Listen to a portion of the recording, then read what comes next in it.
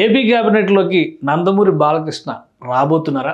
బాలకృష్ణ 3 సార్లు హ్యాట్రిక్ ఎమ్మెల్యేగా నిలిచినా కానీ ఆయన మంత్రివర్గంలో మాత్రం చోటు దక్కించుకోలేకపోయారు. దానికి రకరకాల కారణాలు ఉండొచ్చు. కానీ ఇప్పుడు మంత్రివర్గంలోకి రాబోతున్నారనే చర్చ ఎందుకు అంటే ఒక క్లారిటీ. ఎందుకంటే ఇప్పుడు ఏపీ మంత్రివర్గంలో ఇంకా ఒక మినిస్టర్ బెర్త్ ఖాళీగానే ఉంది.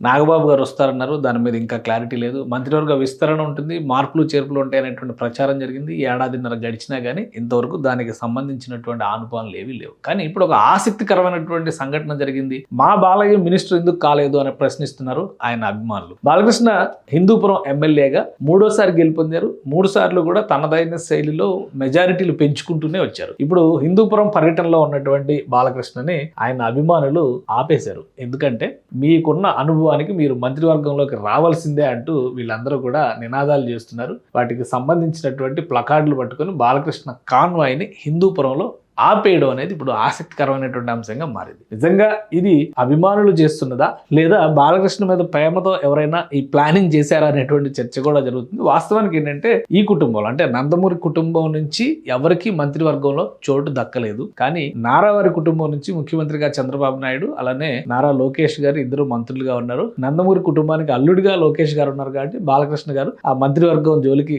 పోలేదు అనేటువంటి చర్చ జరిగింది. కానీ ఇక్కడ అభిమానులు ఒకేసారి నిలదీసేసరికి అవాక్కైన బాలకృష్ణ కూడా ఒక స్పష్టత ఇచ్చారు. మంత్రివర్గంలోకి రావాలని మనం అనుకుంటే సరిపోదు, అధిష్టానం నిర్ణయించాలి. కాబట్టి ఏది ఎప్పుడు జరగాలో అప్పుడు దైవ నిర్ణయం ఉంటుంది. ఇప్పుడు మాత్రం ఇబ్బంది పెట్టొద్దని వాళ్ళందరినీ కూడా సముదాయించి మళ్ళీ తన కారులో కాన్వాయ్లో ఆయన వెనక్కి వెళ్ళిపోయారు. బాలయ్య బాబు గారు మంత్రి పదవి తీసుకోవాలని అభిమానుల కోరిక. NBK fans Hindupuram. సో ఈ ప్లకార్డులు పట్టుకుని బాలకృష్ణ ర్యాలీ ముందర నానా హంగామా జరిగింది. దాదాపు ఒక అరగంట పాటు ఆయన వెళుతున్నటువంటి కాన్వాయ్ని ఆపేసి వీళ్ళు ఆందోళన వ్యక్తం చేశారు. సో దీంతో ఆసక్తికరమైనటువంటి చర్చ ఇప్పుడు ఆంధ్రప్రదేశ్లో జరుగుతుంది. మంత్రివర్గ విస్తరణ దిశగా చర్యలు తీసుకునే అవకాశాలు ఉన్నాయా? బాలకృష్ణకి ఈసారి ఛాన్స్ దక్కేటువంటి అవకాశం ఉందా? అలానే మంత్రివర్గంలో మార్పులు చేర్పులు అనేటువంటి చర్చ ఏడాది కంప్లీట్ అవుతున్నటువంటి సందర్భంలో ఒకసారి జరిగింది. ఇప్పుడు ఏడాదిన్నర గడిచిపోయింది. కాబట్టి మరోసారి మంత్రివర్గ విస్తరణ అనే అంశం తెరపైకి రాబోతుందా అనేటువంటి ఆసక్తి అయితే కనిపిస్తోంది.